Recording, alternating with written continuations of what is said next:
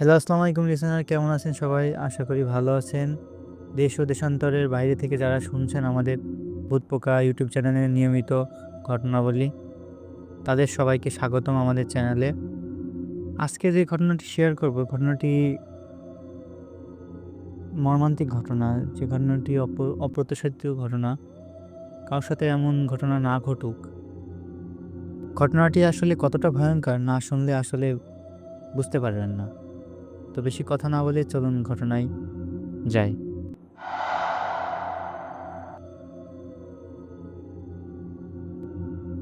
ঘটনাটি পাঠিয়েছেন রিয়াদ ভাই, ঢাকা থেকে। ঘটনাটি রিয়াদ ভাইয়ের নানির থেকে শুনেছিল। মূলত রিয়াদ ভাইয়ের নানির মায়ের বাড়ি নীলফামারী জেলার জলঢাকা উপজেলার এক গ্রামে। সেই গ্রামের নাম সঙ্গত কারণে বলছি না। এটি মূলত ৭০ কিংবা ৭৫ বছর আগের ঘটনা। মূলত রিয়াদ ভাইয়ের নানি ছোট থাকতে শুনেছিল ঘটনাটি। সেই গ্রামে এক লোক ছিল, তার নাম ছিল ধুধু। নামটা শুনতে একটু আজব হলেও কিন্তু এটাই তার নাম ছিল। ধুধুরা ছিল ৫ ভাই। তাদের বাবা মা খুবই পরহেজগার মানুষ ছিলেন। তার বাবা সে আমলের একজন হাজী ছিলেন। ধুধুদের অনেক জমি জমা ছিল, কিন্তু এতে তার মন ভরেনি। সে ভাবত তার তো ৫টা ভাই, তাই সম্পত্তি ৫ ভাগ হবে, সেখান থেকে আর কতটুকুই বা ভাগ পাবে। সে মনে মনে একটা ভয়ঙ্কর ফন্দি আঁটে। তার প্ল্যান অনুযায়ী তার স্ত্রীকে শিখিয়ে পড়িয়ে নেয়। তার স্ত্রীকে বলে তার কথা মতো চললে তারা ধনী হয়ে যাবে রাতারাতি। আর সে কথা শুনে তার স্ত্রীও রাজি হয়ে যায়। কিন্তু সে আমলে কি করতে চেয়েছিল আসলে তার স্ত্রীকে জানায়নি। তো রাত আনুমানিক ১টা-২টার দিকে পরিকল্পনা অনুযায়ী ধুধুর স্ত্রী ঘুম থেকে উঠে তার শ্বশুর শাশুড়ির ঘরের সামনে গিয়ে ডাকলে তার শাশুড়ি বেরিয়ে আসে। তখন সে বলে তার প্রাকৃতিক ডাক এসেছে, মানে তার বাথরুম চেপেছে আর কি। তাকে যেন তার শাশুড়ি নিয়ে যায়। সে সময় তো আসলে বর্তমানের মতো সব বাড়িতে স্যানিটারি টয়লেট ছিল না। তো আর কি বনে বাদরে যেতে হতো। বেশিরভাগ মানুষই বাইরে খোলা জায়গায় তাদের বাথরুম সারতেন। তো সে কথা শুনে তার শাশুড়ি তাকে বলে দুদুকে নিয়ে যেতে। তখন দুদুর স্ত্রী উত্তর দেয় সে খুব অসুস্থ, হঠাৎ করে তাই শাশুড়ি ছাড়া আর কোনো উপায় নেই। তো অজ্ঞতা ধুধুর মাকেই যেতে হয়। এই সময় ধুধুর বাবার ঘুম ভেঙে যায় তাদের আলোচনায়। তিনি উঠে অজু করে তাহাজ্জুদ নামাজে পড়তে বসেন। সেই সুযোগে ধুধু বের হয় তার ঘর থেকে। বের বেরিয়ে এসে সে তার বাকি ৪ ভাইয়ের ঘরে বাইরে থেকে লক করে দেয়। তারা সকলে ঘুমোচ্ছিল, তাই টের পায়নি। এরপর সে চুপিসারে তার বাবার ঘরে ঢুকে যায়। তার সাথে থাকা একটি রামদা ছিল। তার বাবা নামাজরত অবস্থায় ধুধু পিছন দিক থেকে এক কোপে তার বাবার মাথা আলাদা করে ফেলে। তার বাবা মারা যাওয়ার আগে ব্যাপক জোরে জোরে গোঙাচ্ছিল। সেই আওয়াজ তার মাও পায় বাইরে থেকে। আওয়াজ পেয়ে তিনি ধুধুর স্ত্রীকে রেখে দৌড়ে বাসায় ফিরে আসেন দেখার জন্য আসলে কি হয়েছে ঘটনাটি, যে এমন গোঙানির শব্দ কোথা থেকে আসছে। এসে দেখেন তার স্বামী দ্বিখণ্ডিত মাথা পড়ে আছে এবং তার সন্তান ধুধুর হাতে রক্তমাখা রামদা। তার স্বামী মারা গিয়েছেন, পুরো ঘর যেন রক্তে ভেসে গেছে। এইসব দেখে তিনি ওখানেই অজ্ঞান হয়ে পড়ে যান। পরে তিনি পাগল হয়ে গেছিলেন তার স্বামীর শোকে। ধুধুর স্ত্রীও বাড়ি এসে দেখে অজ্ঞান হয়ে গেছে। উনি তো আর ভাবতে পারেনি যে ধুধু এই কাণ্ড করে বসবে। আসলে ধুধু তার স্ত্রীর সাথে এই ঘটনাটি বলিনি যে তার বাপকে সে খুন করতে যাচ্ছে। তার বাবার গোঙানির আওয়াজে তার ভাইদেরও ঘুম ভেঙে যায়, কিন্তু দরজা বাইরে লক থাকায় অনেক চেষ্টা করেও পরে তারা বেরোতে পারেনি। পরের দিন এই খবর গ্রামবাসী জেনে ফেলে, কিন্তু ধুধুর বিরুদ্ধে ব্যবস্থা নেওয়ার সাহস কেউ করেনি। যে নিজের বাবাকে নামাজরত অবস্থায় জবাই করতে পারে, তার পক্ষে অন্যদের খুন করা তো ডাল ভাতই মনে হবে। তাই তার ভাইরাও খুনের ভয়ে মুখ বুজে সব সহ্য করে গেছে, যে কিছু বললে হয়তো তারেও জবাই করে দেবে। ধুধুর স্ত্রী ভয়ে বাবার বাড়ি পালিয়ে যায়। এরপর ধুধু তার বাবার সব জমি জমা দখল করে নেয়। তার ভাইরা ভয়ে কোনো কিছু বলতে পারেনি, কারণ বললে যদি দেখা যাচ্ছে তাদের জবাই করে ফেলে। প্রতিবাদ করলে যদি খুন হয়ে যায় তো এর থেকে না বলাই ভালো, এই মনে করে আর কিছু বলেনি। তারা নিজের জমি না থাকায় মানুষের জমিতে কাজ করে দিন দিন এনে দিন খেতে থাকে। আর ধুধু সব জমি কব্জা করে সুখেই দিন পার করছিল। কিন্তু লোভী মানুষের অল্পতে মন ভরে না, একটা কথা আছে না? ঠিক তেমনই ধুধু একসময় খুনের ভয় দেখিয়ে আর কয়েকজন প্রতিবেশীর জমিও দখল করে ফেলে। এমন একটা অবস্থা যে গোটা গ্রামে সে ত্রাসের রাজত্ব কায়েম করে। যার ইচ্ছে জমি কেড়ে নিচ্ছে, যাকে ইচ্ছে মারছে। গ্রামের মানুষ একসময় অতিষ্ঠ হয়ে যায় ধুধুর কাণ্ডে।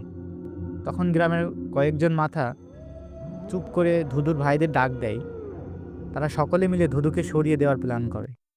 প্ল্যান অনুযায়ী এক রাতে ধুধুর ভাইরা সহ 10 থেকে 12 জন মিলে ধুধুকে ধরে বেঁধে ফেলে। তারপর মারতে মারতে মেরে ফেলে। তারপর তার লাশ 20-25 টুকরো করে তাদের বাড়িতে বিভিন্ন স্থানে পুঁতে ফেলে।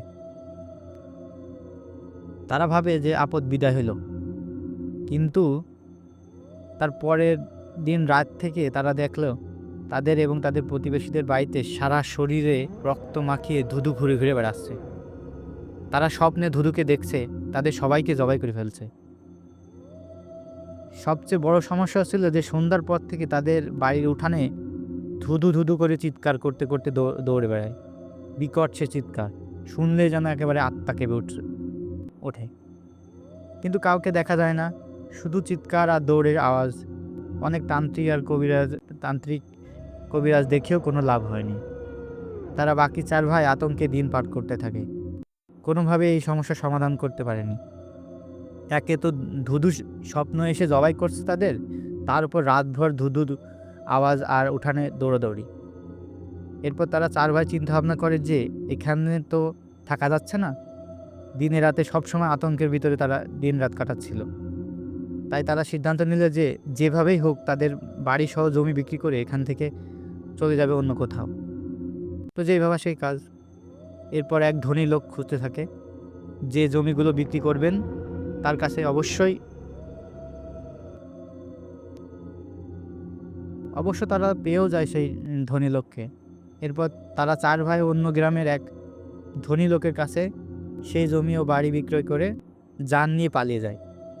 তো সেই লোক আসে সেই বাসায়। তিনি একদিন একা এসেছিলেন। এসে 2 দিন থেকে তার মাথায় খারাপ। তারপর প্রতিবেশীদের নিকট সব ঘটনা শুনে বুঝতে পারেন যে তাকে বোকা বানিয়ে এই সম্পত্তিগুলো বিক্রি করে আগের মালিকগুলো পালিয়ে গেছে। তিনি তো পড়লেন মহা মুশকিলে। এত টাকা খরচ করে এই বাড়ি কিনেছেন তিনি, কিন্তু চাইলেও সেখানে থাকা সম্ভব না। বিষয়টা আসলেই অনেক বড় তার জন্য। তখন তিনি অনেক কবিরাজের মাধ্যমে বাড়িটি সেসবের প্রভাব মুক্ত করার চেষ্টা করেন, কিন্তু কোনো লাভ হয়নি। তিনি খুব বিপদে, কারণ রাতে বিকট স্বপ্ন দেখেন। এক লোক সে নিজেকে ধুধু নামে পরিচয় দিচ্ছে, তাকে স্বপ্নের ভেতরে জবাই করছে, আর সেই বাড়ি নাকি তার বাড়ি বলে চিৎকার করছে। সে যেন এখনই সেখান থেকে পালিয়ে যায়, না হলে তাকে খুন করে ফেলবে। সন্ধ্যার পর তো যেন বাড়ি একেবারে ভূতের বাংলো হয়ে যায়। ধুধু ধুধু বলে চিৎকার ও বাড়ির ভেতরে কার জানি দৌড়ের আওয়াজ পাওয়া যাচ্ছে। এসবের জন্য তার প্রতিবেশীরাও সেই বাড়ির আশেপাশে যেত না। তারা তাকে এড়িয়ে চলা শুরু করে। সেও অনেক হুজুর কবিরাজের কাছে যায়, কিন্তু সকলে এর সমাধান দিতে ব্যর্থ। বলে যে আমরা পারবো না। এর মাঝে একদিন তিনি জানতে পারেন যে বাড়িতে নাকি গাধা রাখলে সেখানে কোনো জিনভূত আসতে পারে না। গাধার ডাক নাকি জিনেরা সহ্যই করতে পারে না। গাধা কিন্তু ডাকে বিকটভাবে। এসব শুনে এবং অন্য কোনো উপায় না পেয়ে তিনি একটি গাধা কিনে আনেন। তো দেখি অনেক কিছুই তো চেষ্টা করলাম, যে শেষ চেষ্টায় এটা কাজ করে কিনা। অবাক বিষয়, আসলেই যেদিন তিনি গাধা কিনেন সেই দিন থেকেই সেই বাড়ির সব সমস্যা দূর হয়ে যায়, আর কোনো সমস্যা পাওয়া যায় না।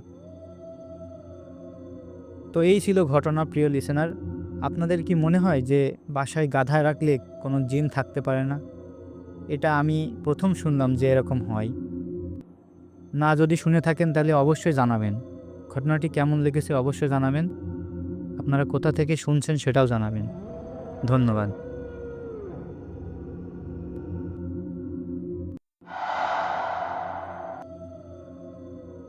স্বাগতম লিসনার আরও একটি নতুন ঘটনায়।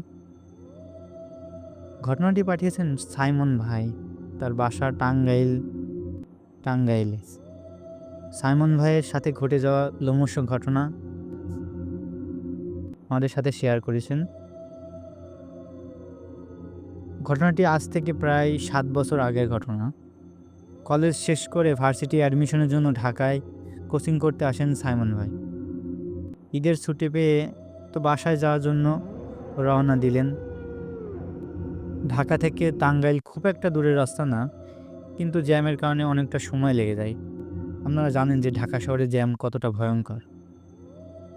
বিকেল শিফট কোচিং হওয়ায় রওনা হতে রাত আনুমানিক 8টা বেজে যায়।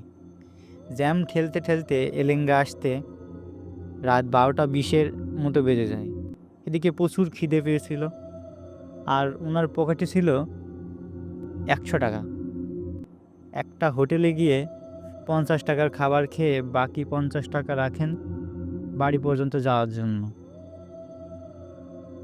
অনেকক্ষণ দাঁড়িয়ে থেকেও কোনো ভ্যান, রিক্সা বা অটো পাচ্ছিলেন না উনি। তার কারণ বলে রাখা ভালো যে ওনাদের ওইদিকে ভাড়ায় চালিত যেসব অটোগুলো আছে রাত 9টার মধ্যেই সবাই বাসায় চলে যায়। ওখানে একা একা ভয়ও লাগছিল, কিন্তু বাড়ি তো যেতেই হবে। তাই 7-5 না ভেবে হেঁটে যাওয়াই শুরু করলেন উনি। 10 থেকে 15 মিনিট হাঁটার পর দেখলেন একটা পায়ে চালানো ভ্যান এগিয়ে আসছে। উনি ভাবলেন, যাক, একটা ভ্যান তো পাওয়া গেল যাওয়ার জন্য। কাছাকাছি আসার পর ভাই বললেন, মামা যাবেন? রিক্সাওয়ালা মামা বললেন যে চলেন যাই। কত নিবেন? দিয়েন যা খুশি, ওদিকেই তো যাচ্ছি। আমার কাছে 50 টাকা আছে, চলেন। ব্যাগটা ভ্যানে রেখে বসলাম। উদ্ভট একটা গন্ধ পাচ্ছিলেন। মামায় সারাদিন ভ্যানে চালাইছে, হয়তো তার শরীর থেকে আসছে এটা ভেবে পথে একটা রেল লাইন পার হতে হয়। রেল লাইনটা পার হয়ে আবার ভ্যান চালক মামাকে বললাম, মামা এত রাতে কোনো ভ্যান রিক্সা নাই? আপনি কই থেকে আসলেন? রিক্সাওয়ালা মামা বললেন, রসুলপুরে গেছিলাম, একটা লাশ নিয়ে নামিয়ে দিয়ে আসলাম। কথাটা শুনেই ভাইয়ের গায়ের লোম একেবারে দাঁড়িয়ে গেছে। ভয়ে মুখ দেওয়ার কোনো কথাই বেরোচ্ছিল না। পথে আবার একটা বড় কবরস্থান পার হতে হবে। মনে মনে দূর পড়ে যাচ্ছিল। অবশেষে এসে নামলেন। আরও 15 মিনিটের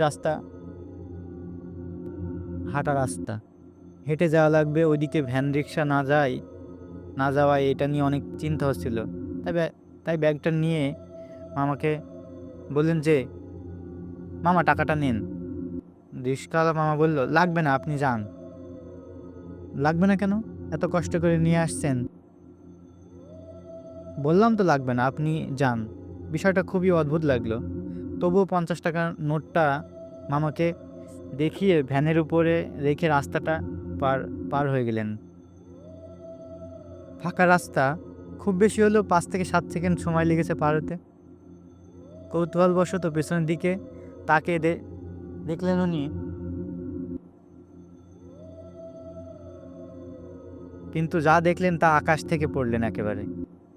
কোনো ভ্যান নেই সেখানে। 4 রাস্তার মোড়, একদিকে আমি যাচ্ছি, একদিকে তো নেই। বাকি 3 দিকে যতদূর চোখ যায় খুব ভালোভাবে নজর দিয়েও ভ্যানের কোনো অস্তিত্বই সেখানে পেলাম না। এমন না যে ব্যাটারি চালিত ভ্যান জোরে টান দিয়ে চলে গেছে, পায়ে চালানো ভ্যান। আর কোনো কিছু না ভেবে, কোনো দিকে না তাকিয়ে দোয়া পড়তে পড়তে হাঁটা শুরু করলেন। আর বাড়িতে বাবাকে ফোন দিয়ে বললেন, তাড়াতাড়ি এগিয়ে এসে আমাকে নিয়ে যাও। এই রাতে সাইমন ভাইয়ের বাবা খুব দ্রুত আসেন, তারপর তাকে নিয়ে যায়। পরের দিন থেকে টানা 3 দিন জ্বর হয়েছিল। এই ঘটনার রহস্য আজও অজানা। আসলে কে ছিল রিক্সা চালকটি? কয়েক সেকেন্ডের ভিতরে গায়েব হয়ে গেল। এগুলো ভাবলে গায়ের লোম আসলে দাঁড়িয়ে যায়। তো এই ছিল ঘটনাটি। ঘটনাটি কেমন লেগেছে অবশ্যই জানাবেন। আমাদের জীবনে এমন বহু ঘটনা ঘটে যায় যেগুলোর ব্যাখ্যা আমরা নিজেরাই জানি না। আপনাদের যদি ঘটনাটি ভালো লেগে থাকে তাহলে সাবস্ক্রাইব করবেন আমাদের চ্যানেলটি, আর শেয়ার করবেন আপনার পরিচিত মানুষ যারা ভয়ের ঘটনা শুনতে পছন্দ করে। আপনাদের কাছে যদি কোনো ভয়ের ঘটনা ঘটে থাকে তাহলে আমাদেরকে অবশ্যই ইমেলের মাধ্যমে পাঠাবেন। আমাদের ইমেলটি হলো ভূতপোকা@gmail.com।